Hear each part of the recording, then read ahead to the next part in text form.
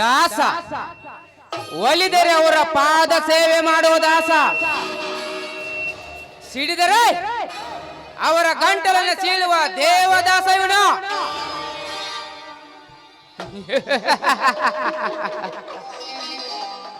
ಇವನು ಒಂದು ಕೆಲಸದ ವಿಚಾರವಾಗಿ ಎದ್ದು ನಿಂತರೆ ಆ ಕೆಲಸ ಸಾಧಿಸದೇ ಬಿಡಲಾರ. ನನ್ನ ಕೆಲಸಕ್ಕೆ ಅಡ್ಡಿ ಬಂದವರು ಬದುಕನ್ನೇ ಸರ್ವನಾಶ ಮಾಡುವ ದೇವದಾಸ ಇವನ.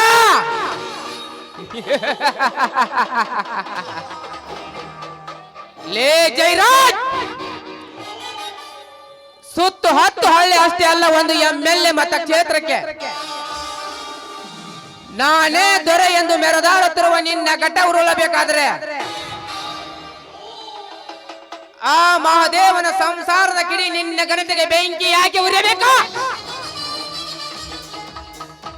ನಿನ್ನ ಅಂತ್ಯಕಾಲವನ್ನು ಸನಿಹಕ್ಕೆ ತಂದು ನಿಲ್ಲಿಸಿದ್ದಾನೆ ಈ ದಾಸ.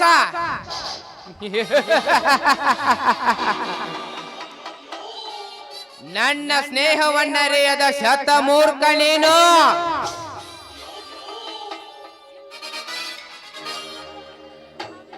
ಎಂದು ಆ ಮಹಾದೇವನ ಧರ್ಮ ಪತ್ನಿಯನ್ನು ಶೀಲಹರಣ ಮಾಡಿ ಮುಗಿಸಿ ಕೊಟ್ಲಿ ಹಿಡಿದು ಸಿಡಿದೇಳುವ ಶ್ರೀರಾಮನ ಮನದಲ್ಲಿ ಅತ್ತಿಗೆ ಶೀಲಹರಣದ ಪಾತ್ರಧಾರೆ ಮತ್ತು ಸೂತ್ರಧಾರೆ ನೀನೇ ಎಂದು ಗೊತ್ತಾಗುವಂತೆ ಮಾಡಿ ಅವನಿಂದಲೇ ನಿನಗೆ ಪಾತ್ರ ಬುನಾದಿ ಹಾಕಿ ತೋರಿಸುವ. ಈ ದೇವದಾಸನ ನಿಜವಾದ ಪಾತ್ರ ಪರಿಚಯವನ್ನು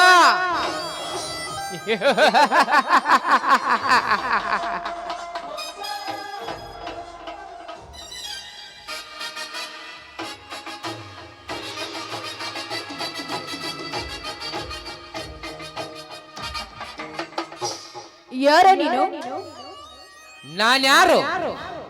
ನನ್ನ ಸೃಷ್ಟಿ ಮಾಡಿ ಕಳಿಸಿದ ಬ್ರಹ್ಮನೆ ಗೊತ್ತಿಲ್ಲದೆ ತಡಬಡಿಸುತ್ತಿರುವಾಗ ನಿನಗೇಕು ಬೇಕು ಗಂಗಾ ಇವನ ಪರಿಚಯ? ನೋಡು, ಮನೆಗೆ ಬಂದವರು ಪರಿಚಯ ತಿಳ್ಕೊಳ್ಳಾರ್ದೆ ಈ ಮನೆಯಲ್ಲಿ ನಿಲ್ಲಿಸಿಕೊಳ್ಳೋ ಮೂರ್ಖ ಹೆಣ್ಣು ನಾನಲ್ಲ. ಆ ಮೂರ್ಖ ಮಾನವನ ಧರ್ಮ ಪತ್ನಿ ಆಗಿರೋ ನೀನು ನಿಜವಾಗಲೂ ಮೂರ್ಖಳೆ ಗಂಗಾ. ಏನು ಮಾತನಾಡ್ತಾ ಇದೀಯೋ ನೀನು? ಮತ್ತೆ ನೀನು ಗಂಗಾ ಕೈ ತುಂಬ ಹಣವನ್ನು ಕಳೆದುಕೊಳ್ಳುವ ಆಸ್ತಿಗಿಂತಲೂ ದುಪ್ಪಟವಾಗಿ ಕೊಡ್ತೇನೆ ಅಂದರೆ ತನ್ನ ಜೊತೆಗಿರುವ ರೈತರಿಗಾಗಿ ಕೈ ಚೆಲ್ಲಿ ನಿಂತಿರುವ ಮೂರ್ಖ ಮಹಾದೇವನ ಹೆಂಡತಿ ಮೂರ್ಖಳಲ್ಲವೇ? ಹಣ ಆಸ್ತಿ ನಿಮ್ಮಂತರ ಮನೆತನವನ್ನು ಧಿಕ್ಕರಿಸುತ್ತಿದೆ ಈ ಸಮಾಜದಲ್ಲಿ.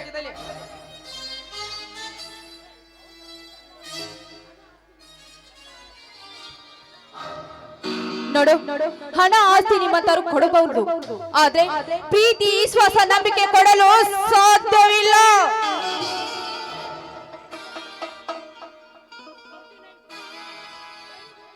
Very good Ganga, very good.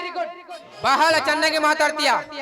ಪ್ರೀತಿ ವಿಶ್ವಾಸನ ತುಂಬಿರುವ ನಿಮ್ಮಂತನ ಮನೆತನವರಿಗೆ ನೆಮ್ಮದಿ ಬಾಳಿಲ್ಲ ಈ ಸಮಾಜದಲ್ಲಿ. ನೋಡಿ, ಈ ನಮ್ಮ ಮನೆಯಲ್ಲಿ ಶಾಂತಿ ನೆಮ್ಮದಿ ತೇಲಾಡ್ತಾ ಇದೆ. ಆದ್ರೆ ನೀವು ನಮ್ಮ ಮನೆಗೆ ಪಾದ ಉರಿ ನಮ್ಮ ಮನೆಯ ನೆಮ್ಮದಿ ಹಾಳು ಮಾಡಬೇಡಿ. ಹೊರಟು ಹೋಗ್ರಿ ಇಲ್ಲಿಂದ. ಹೊರಡುತ್ತೇನೆ ಗಂಗಾ, ಆದರೆ ನಮ್ಮಂತರ ಪಾದ ಸೋಕಿದ ಮನೆಯಲ್ಲಿ ನೆಮ್ಮದಿ ಕದಡಿ ಹೋಗುವುದೇ ಈ ದೇವದಾಸನ ಹುಟ್ಟುಗುಣ.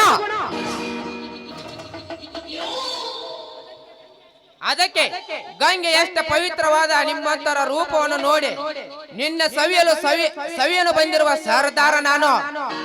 ನೀನಾಗಿ ಅಮೃತ ಉಣಬಡಿಸಿಕೊಡುವೆಯೋ ಅಥವಾ ನಾನೇ ಬಲವಂತಾಗಿ ಉಂಡು ಹೋಗು?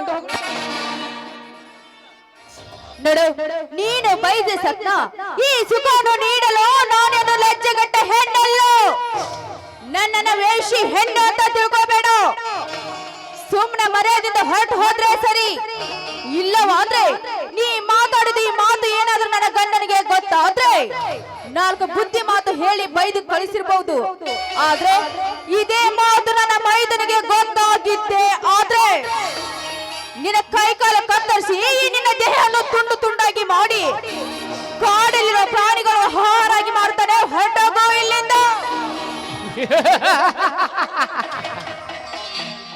ಅತ್ತಿಗೆ ತಕ್ಕ ಮೈದು ನಿಧಾನದ ಜಂಬದ ನುಡಿಗಳನ್ನು ಆಡ್ತಿರೋ ಗಂಗ,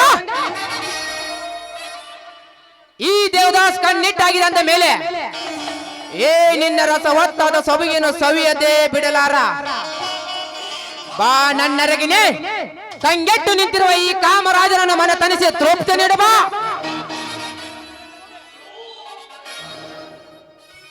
ಎಲ್ಲೋ ಕಾಮದ ಕತ್ತೆ, ಒಂಟಿರೋ ಮನೆ ಹೆಣ್ಣಿಗೆ ಗೂಳಿ ಅಂತ ನುಗ್ಗಿ ಏನೇನ ಮಾತನಾಡ್ತಾ ಇದೆಯಲ್ಲೋ ನೀಚ. ಕಾಲು ಕೆದರಿ ಜಗಳಕ್ಕೆ ಬರೋದು ಸುಲಭ ಅಂತ ತಿಳ್ಕೋಬೇಡ. ಈ ಗರತಿ ಹೆಣ್ಣಿನ ಮೇಲೆ ಕಣ್ಣು ಹಾಕೋದು ಅಷ್ಟು ಸುಲಭ ಅಂತ ತಿಳ್ಕೋಬೇಡವು.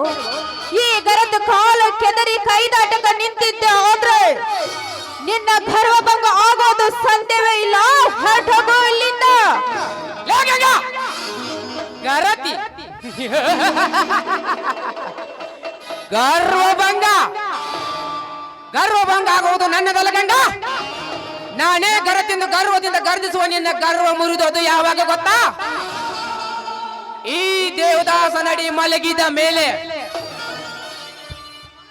ಈ ಸಮಾಜ ನಿನಗೆ ಸೂಳೆ ಪಟ್ಟ ಧರಿಸಿದ ಮೇಲೆ ಸುಮ್ಮನೆ ಮಾತಿಗೆ ಮಾತು ಬೆಳೆಸಿದ ಬಾರೇ ಗರ್ವದ ಗರತೆ. ಕಾಮದ ಪಿತ್ತು ನೆತ್ತಿಗೆ ನಿಂತ ಕೋನವೇ, ಈ ಗರತಿ ಹೆಣ್ಣಿಗೆ ಸೂಳೆ ಪಟ್ಟ ಕೊಡ್ತಾ ಇಲ್ಲ. ನಾಲಾಯಕ ನೀನು ನೋಡು, ಈ ಗರತಿ ಮುಟ್ಟೋದಷ್ಟೇ ಅಲ್ಲ, ಇವಳ ಮೇಲೆ ಕಾಮದ ತೋರಿಸಲು ಬಂದಿದ್ದೆ ಆದ್ರೆ ಗೀರ ಗಜ್ಜೆ ಹಾಕಿ ಕಟ್ಗೆಯನ್ನ ಹಿಡಿದು ನಿನ್ನ ನರ ಎಂಬ ಕತ್ತರಿಸಿ ಹಾಕಬೇಕಾಗುತ್ತದೆ. ಬಾರಲೇ ಮುಂದಕ್ಕೆ.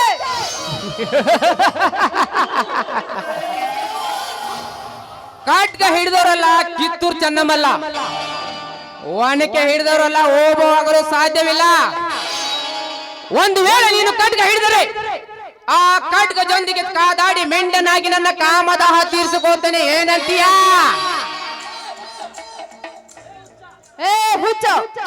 ಹುಚ್ಚರಂತೆ ಮಾತನಾಡಿ ಇಲ್ಲಿಂದ ಹೊರಟು ಹೋಗು.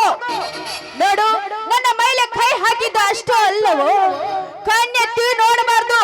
ಕಣ್ಣೆತ್ತಿ ನೋಡ ಹಾಗೆ ಭಯ ಪಡಬೇಕು. ಆ ರೀತಿ ನಿನಗೆ ಪೂಜೆ ಪಾದ ಮಾಡಿದಾಗಲೇ ನೆನಪಿಗೆ ಬರೋದು. ಬಾರೋ ಬಾರೋ ಗಂಡಸಾಗಿ ಮುಂದಕ್ಕೆ ಈ ಗರ್ತಿ ಜಡೆಗೆ ಮಲ್ಲಿಗೆ ಹೂವು ಮುಟ್ಕೊಂಡು ಮುಸುರದ್ದಿಕ್ಕೋ ಹೆಣ್ಣು ನೀನು.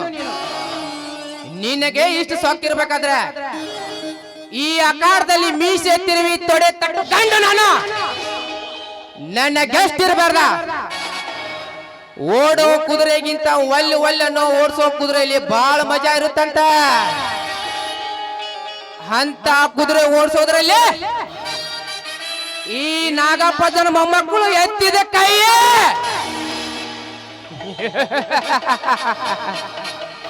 ಬಾ, ಕಬಡ್ಡಿನೂ ಕಲಿಸ್ಕೊಡ್ತೀನಿ, ಕುಸ್ತಿನೂ ಕಲಿಸ್ಕೊಡ್ತೀನಿ. ಬಾ.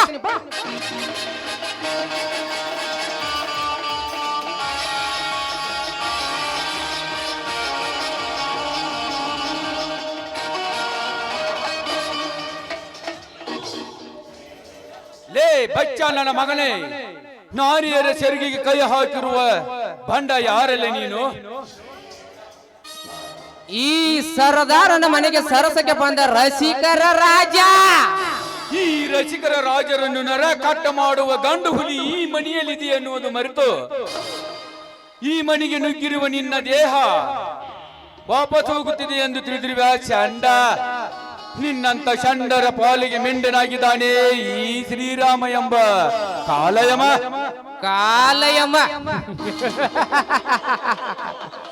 ಯಮನಾಗಿ ಎದುರು ನಿಂತರ ಪಾಲಿಗೆ ಕಿಂಕರನಾಗುತ್ತಾನೆ ಈ ದಾಸ. ಒಟ್ಟಾರೆಯಾಗಿ ಕೈಗೊಂಡ ಕಾರ್ಯ ಮಾಡುವುದೇ ಈ ದಾಸನ ಹುಟ್ಟುಗುಣವನ್ನೇ ಸುಟ್ಟು ಹಾಕುವ ಸೂರನ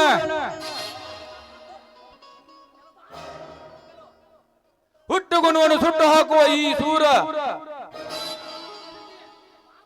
ಮಾತು ಬೆಳೆಸಿ ಮಗ್ಗಲ ಮುರಿಸಬೇಡಲೆ ಮಗನೇ. ಸುಮ್ಮನೆ ಕೆಣಕಿದ ಹೆಣ್ಣಿನ ಕಾಲು ಹಿಡಿದು ಕ್ಷಮೆ ಕೇಳಿ ನಿನ್ನ ಜೀವ ಉಳಿಸಿಕೋ. ಕ್ಷಮೆ ಇರುವ 5 ಎಕರೆ ಹೊಲ ಉಳಿಸಿಕೊಳ್ಳಲು ಸಾಧ್ಯವಿಲ್ಲ. ಮಾಡಿದ ಸಾಲಕ್ಕೆ ಬಡ್ಡಿ ತೀರಿಸದೆ ಪರದಾಡುವ ನಿನ್ನಂತ ನಾಲಾಯಕ್ ನನ್ನ ಮಗನನ್ನು ನಾನು ಕ್ಷಮೆ ಕೇಳಬೇಕೆ? ಅದು ನಾ ತೊಡುವ ಚಪ್ಪಲಿಗೂ ಸಾಧ್ಯವಲ್ಲ ಪದ್ಮಾವತ್. ಲೇ ಬಂಡರಂಡೆ ಹುಟ್ಟಿದ ಹೀನ ತನಕ ಹುಟ್ಟಿದ ಬಂಡ ನನ್ನ ಮಗನೇ, ಕಂಡಲ್ಲಿ ಹೆಂಡ ಕುಡಿದು ಮದ್ದಿನಲ್ಲಿ ಗಂಡೂಳ ಗರ್ತಿಯನ್ನು ಕೆಣಕಿ ನಿತ್ತ ಚಂಡ ನನ್ನ ಮಗನೇ, ಇನ್ನೊಂದು ನುಡಿ ನುಡಿದರೆ ನನ್ನ ಅತ್ತಿಗೆ ಕೈಯಲ್ಲಿ ನಿನ್ನ ಬಾಯಿಗೆ ಚಪ್ಪಲಿಯಿಂದ ಧನಿಕನೆಂಬ ದರುಗ ಮುರಿಯಬೇಕಾಗಿತ್ತು ಜೋಕೆ.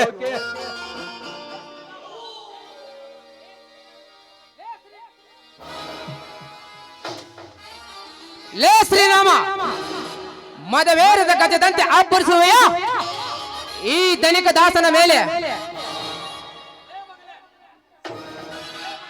ಲೇ ಮಗನೇ, ನನಗೆ ಜೋಕೆ ಎಂದು ಹೇಳುವ ಜೋಕರ್ ನನ್ನ ಮಗನೇ, ನಿನ್ನಂತ ನೂರಾರು ರೈತರು ಸಿಡಿದಿದ್ದರು. ರೈತರ ಹನಿಬರನ ಕೈಯಲ್ಲಿ ಹಿಡಿದು ಆಟ ಆಡಿಸಿದ್ರು ಈ ದಾಸನ ಗರ್ವ ಮುರಿವೆಯ? ಅದು ಈ ಜನ್ಮದಲ್ಲೂ ಸಾಧ್ಯ ಇಲ್ಲ. ನಾಯಿ ಸಪ್ತ ಸಾಗರವನ್ನು ಈಜಿ ದಡ ಸೇರುವ ಈ ಗಂಡಿದೆಯ ಗಂಡಸನಿಗೆ ನಾಯಿ ಅನ್ನುವ ಹುಟ್ಟು ನಾಯಿಯಂತೆ ನಮ್ಮ ರೈತರ ಆಸ್ತಿಗೆ ಕಾದು ಕೂತಿರುವ ಕಜ್ಜಿ ನಾಯಿಗಳೇ, ಹನಿಬರ ಬಯಸನೆಂದು ಹೆಮ್ಮೆಯಿಂದ ಮೆರೆದಾಡುವ ನಿನ್ನನ್ನು ಹರ ಎಣಿಸಿಬಿಟ್ಟೆನು ಜೋಕೆ. ಲೇ ಶ್ರೀರಾಮ, ಜಾಸ್ತಿ ಕಿರ್ಚಬೇಡ. ನೀವು ತೋಡುವ ಮೋಸದ ಬಾವಿಗೆ ರೈತರು ಬೀಳಲು ರೈತರೇನು ಕುರಿಗಳಲ್ಲ. ರೈತರ ಜೀವನ ಜೊತೆ ಚೆಲ್ಲಾಟ ಆಡಿ ನೆಮ್ಮದಿಯಿಂದ ಬದುಕು ಕಟ್ಟಿಕೊಡ್ತಾನೆಂಬ ನಿಮ್ಮ ಬಂಡಾಟ ಜೀವನಕ್ಕೆ ಅಂತ್ಯ ಹಾಡಲೆಂದೇ ರೈತರ ಬೆನ್ನೆಲುಬಾಗಿ ನಿಂತಿದ್ದಾನೆ ಈ ಶ್ರೀರಾಮ. ನಿಮ್ಮಂತ ಶ್ರೀಮಂತರು ನಮ್ಮಂತ ಬಡವರ ಮೇಲೆ ಕಟ್ಟಲು ಹೊರಟಿರುವ ಆ ಶ್ರೀ ಸಾಮ್ರಾಜ್ಯಕ್ಕೆ ಸಿಡಿಮದ್ದನ್ನಿಟ್ಟು ಸಿಡಿಸಲೆಂದು ನಿಂತಿದ್ದಾನೆ ಈ ಶ್ರೀರಾಮ. ರೈತರ ನಾಂಗದಲ್ಲಿ ನಿಮ್ಮ ದೌರ್ಜನ್ಯಕ್ಕೆ ರಕ್ತ ಅಭಿಷೇಕ ಮಾಡಿ ರಣಧೀರನಾಗಿ ಮೆರೆಯುತ್ತಾನೆ ಈ ಶ್ರೀರಾಮ. ಲೇ ಶ್ರೀರಾಮ, ಮನೆಯಲ್ಲಿ ನಿಂತು ಆರ್ಭಟಿಸಲು ಸುಲಭವಲ್ಲ. ಈ ಧನಿಕರದರು ರಂಗದಲ್ಲಿ ಹೋರಾಡುವುದು. ನಿನ್ನಂತ ನೂರಾರು ರೈತರು ಸಿಡಿದೆದರು ಸೋಲಾರ್ ಪ್ರಾಜೆಕ್ಟ್ ಮಾಡಿಸುತ್ತೇನೆ. ನಿಮ್ಮಂತ ಬಡ ದೇಹಗಳ ಮೇಲೆ ನನ್ನ ಸಿರಿ ಸಾಮ್ರಾಜ್ಯ ಕಟ್ಟುತ್ತೇನೆ. ಆ ಸಾಮ್ರಾಜ್ಯದಲ್ಲಿ ಇಂಥ ಚಂದುಳೆ ಚಲಿಯರನ್ನು ಬೆತ್ತಲೆ ಮಾಡಿ ಮಜಾ ಉಡಾಯಿಸುತ್ತೇನೆ. ಕೋರ್ಟಿನಲ್ಲಿ ನ್ಯಾಯ ಸಿಕ್ಕಿದೆಂದು ಎದು ಒಪ್ಪಿಸಿ ನಿಂತಿರೋ ನಿಮ್ಮ ಮನೆತನದ ಮೇಲೆ ನನ್ನ ದೌರ್ಜನ್ಯ ತೋರಿಸದಿದ್ದರೆ ನನ್ನ ಹೆಸರು ದೇವದಾಸನೇ ಅಲ್ಲ. ಲೇ ಶ್ರೀರಾಮ್,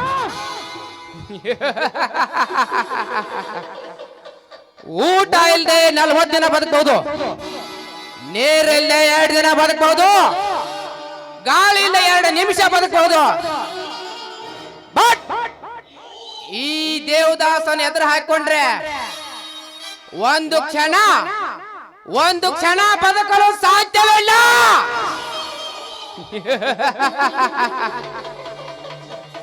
ಬರ್ತೀನಿ.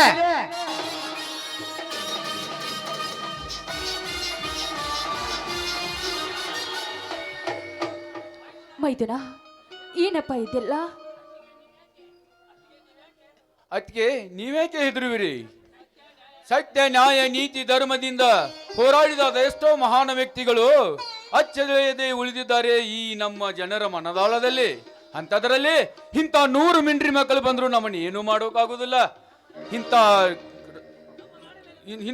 ನಮ್ಮ ನಾಡಿನಲ್ಲಿ ಇಂಥ ತುಂಬಿ ತುಳುಕುತ್ತಿರುವ ರಕ್ತ ಬೀಜಾಸುರರನ್ನು ಒಂದೇ ಕಡೆ ಸೇರಿಸಿ ಬೆಂಕಿ ಹಚ್ಚುವರಿಗೆ ನೆಮ್ಮದಿ ಇಲ್ಲ. ಅತ್ತಿಗೆ ನೀವು ಇದ್ರ ಬಗ್ಗೆ ಚಿಂತೆ ಮಾಡಬೇಡಿ. ಮೈದನ, ನಮ್ಮಂತ ಬಡವರಿಗೆ ನ್ಯಾಯ ದೊರಕಿದ್ರು ಕೂಡ ಇಂಥ ಕಟುಕರಿಂದ ಆ ನ್ಯಾಯಕ್ಕೆ ಮಾನವತೆ ಕೊಡದೆ ಈ ರೀತಿ ವರ್ತಿಸಿದರೆ ನಮ್ಮಂತ ಬಡವರು ಹೇಗಪ್ಪ ಈ ಭೂಮಿ ಮೇಲೆ ಬದುಕಬೇಕು? ಅತ್ತಿಗೆ, ನ್ಯಾಯ ದೇವತೆ ಇವರಿಗೆ ಜನ್ಮ ಕೊಟ್ಟು ತಾಯಿನೂ ಅಲ್ಲ. ಇವರ ತಾಳಕ್ಕೆ ತಕ್ಕಂತೆ ಮನೆ ಹಾಕಲು ನ್ಯಾಯ ಕೊಂಡುಕೊಳ್ಳುತ್ತಾನೆ ಅಂತ ಹೊರಟವನು ಯಾವನೂ ಬದುಕಿಲ್ಲ, ಬದುಕೋದೂ ಇಲ್ಲ. ಇದರ ಬಗ್ಗೆ ಚಿಂತಿಸಿ ನಿಮ್ಮ ನೆಮ್ಮದಿ ಹಾಳು ಮಾಡ್ಕೋಬೇಡ ಎತ್ತಿಗೆ. ನಡ್ರಿ ಹೋಗೋಣ ಒಳಗೆ. ಆಗ್ಲಿ ಬಾ ಮೈದುನ.